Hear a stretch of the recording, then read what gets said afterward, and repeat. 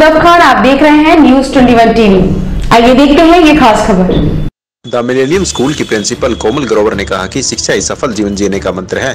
शिक्षा ही हमें जीवन जीने का सलीका सिखाती है और हमें अच्छे और बुरे का एहसास कराती है। लेकिन उन्होंने कहा कि शिक्षा पर सरकार के साथ साथ हम सभी को काम करने की जरूरत है और विदेशी शिक्षा की तरफ न भागते हुए हमें अपने देश की संस्कृति को बढ़ावा देना चाहिए।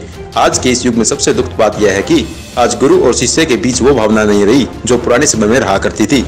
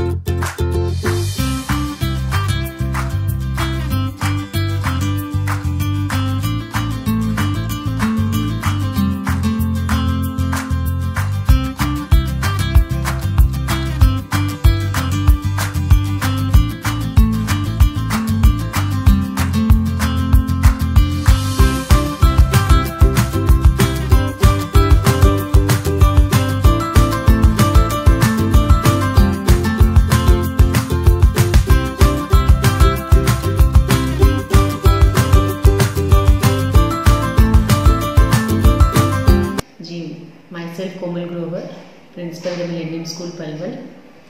मैडम, शिक्षा के स्तर को कैसे सुधारा जा सकता है, इस संदर्भ में आप अपने विचार दीजिए। सर, शिक्षा के स्तर को सुधारने के लिए हम सबको ही मिलकर काम करना पड़ेगा। शिक्षक, अभिभावक और हमारी एजुकेशन पॉलिसी। शिक्षा के स्तर में गिरावट का सबसे पहला रीज़न तो जो हमारी time to time education policies में चेंज हो जाता है। एक पॉलिसी आती है, उसे प्रॉपरली इम्प्लीमेंट नहीं किया जाता, दूसरी आ जाती है। सबसे बड़ा रोल इसमें अभिभावक का आ रहा है, बिकॉज अब सबके एक एक दो बच्चे हैं। पेरेंट्स बहुत ज़्यादा पॉजेसिव हैं बच्चों को लेकर। आप बच्चों को कुछ कह नहीं सकते। किसी शिक्षक के पास आज की डेट में अथॉरिटी नहीं है कि वो बच्चे को कुछ भी कहे। हालांकि कोई शिक्षक बच्चे को मन से नहीं मारना चाहता या डांटना चाहता। मारना के तो फेवर में हम कोई भी नहीं है, पर एक आंख का डर जो होता है बच्चे को, वो होना बहुत ज़रूरी है। पर आज के देश में आज की सिचुएशन ये है कि schools are no longer institution, they are business centres.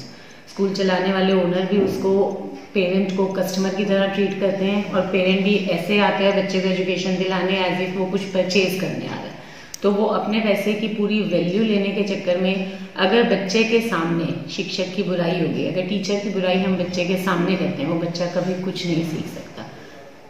नैतिक मूल्य में गिरावट, जिम्मेवार कौन? शिक्षक, अभिभावक या समाज? सब मिलकर।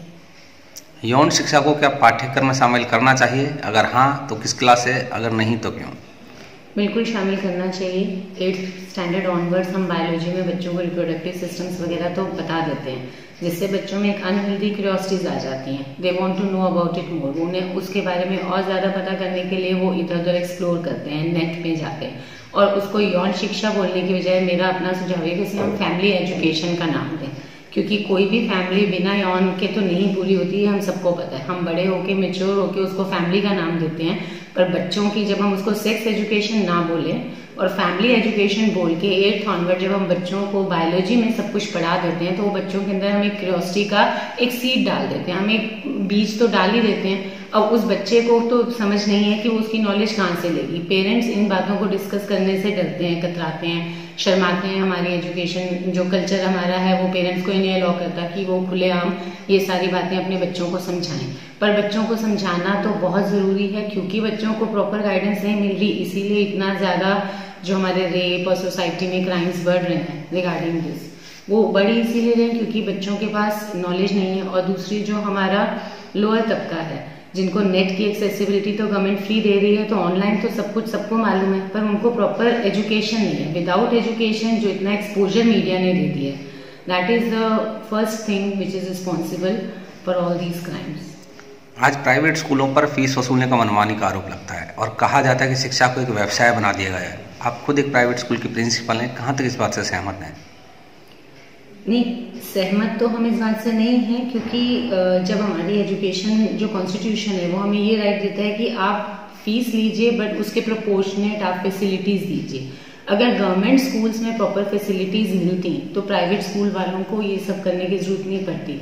एंड फैसिलिटीज़ के प्रोपोर्शनेट फीस लेना तो कोई बुराई नहीं है, पर जिन स्कूलों में फैसिलिटीज़ नहीं है और फीस ज़्यादा ली जा रही है, वहाँ पे तो हम इसको बोल सकते हैं कि शायद वो नाजायज़ है। But like in other countries जहाँ पे एजुकेशन की रिस्पॉन्सिबिलिटी हमारी गवर्नमेंट सोसाइटी की एजुकेशन की रिस्पॉन्सिबिलिटी लेने की बजाय बल्कि प्राइवेट स्कूल पे ही डाली जा रही है।